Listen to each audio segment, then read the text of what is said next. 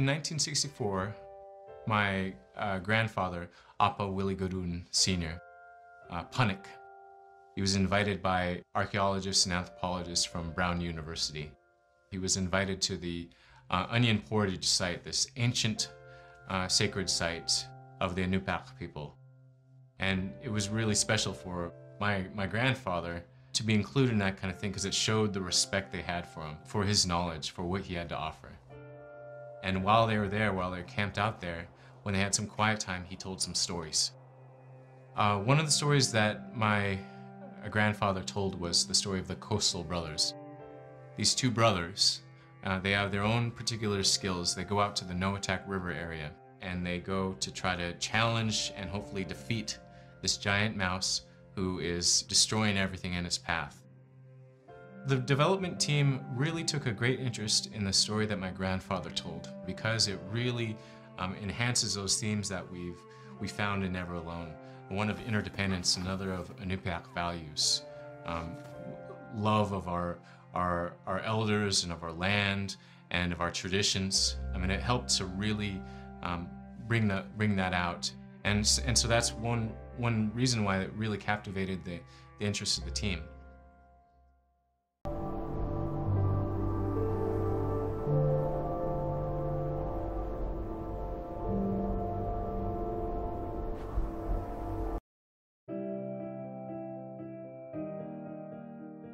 I wasn't raised here, but my mom talked about how it'd be so dark.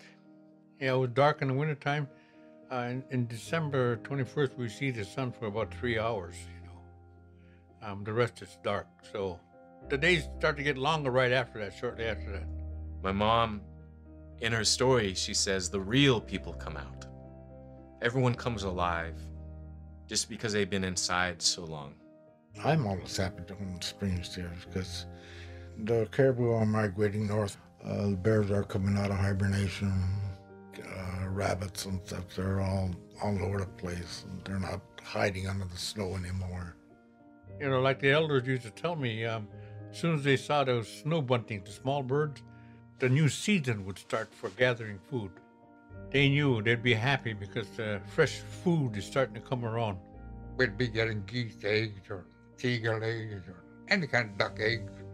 We'd go camping in the early spring, go out with dog teams when I was a kid to a spring camp, and it was anywhere that my folks thought that we can get the most food. Right here in the peninsula, we'd walk back from our camp and hunt muskrats, and my mom would dry the skins. And so it's a time of just all the gathering activities, all the busyness. It's when the life really springs up again.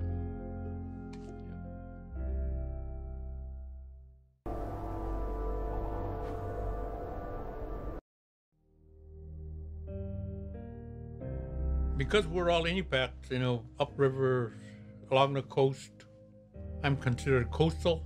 Tareir mi means I'm next to the ocean. Kung mi is up the river.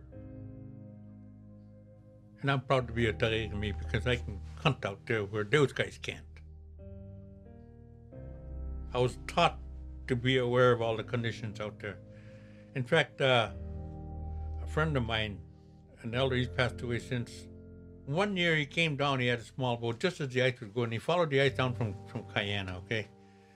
And he came down, he says, Willie, I come down just to go see how you guys hunt. Let's go. I said, okay. I got my boat ready and we took out. And the ice was moving out there, you know, big chunks and that kind of stuff. So there was one area over on the cruising turn side I was watching, being aware of how the ice was moving, how fast the current was moving, that kind of stuff. Automatically, you know, I was taught that by my dad. I was really watching and everything. I said, oh, we got to get out of here. And he looked around and said, how come? I said, our way to get out of here is closing up. So I took off. And he was right behind me. I went through okay, and then he went through, and he said he looked back after we went through, and the ice came up. It came together and came up like that. And he shook his head when we came back, and he said, I will never question the price of seal oil again. I see the danger you guys go through. If you don't know what you're doing, bad things can happen to you out there. Yeah. That's a great story. Well, it's the truth, you know, Yeah. what I went through.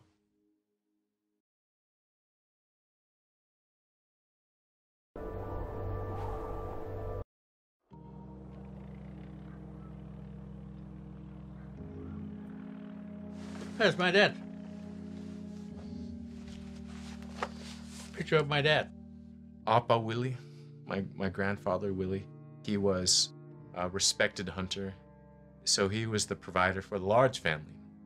My father embodied all the Iñupiaq values. He used them all as much as he can every day, and he loved to talk to people.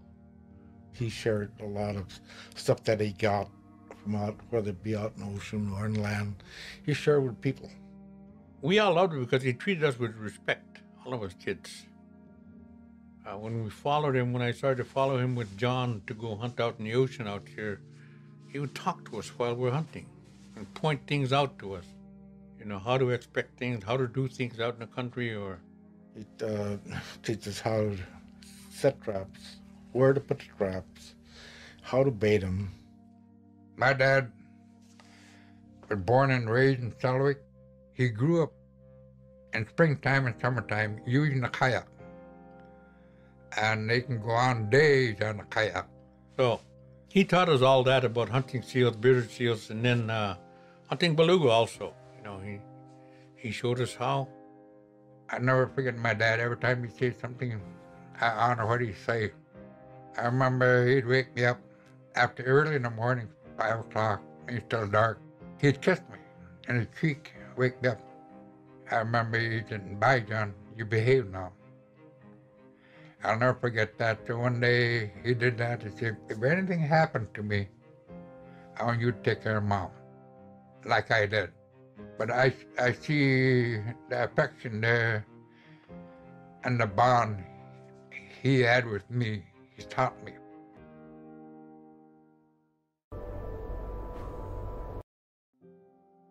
So to really reinforce Iñupiaq values, the things that our elders identify that's important to them, we really thought of respect for all things, respect for the animals in particular in this case.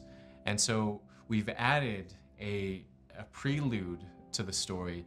An experience with a little mouse is where Nuna and Fox, they forget to respect this little mouse.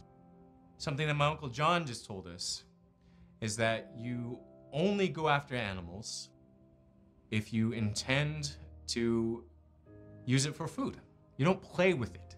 You don't mess around with it or tease it, even if it's all in fun.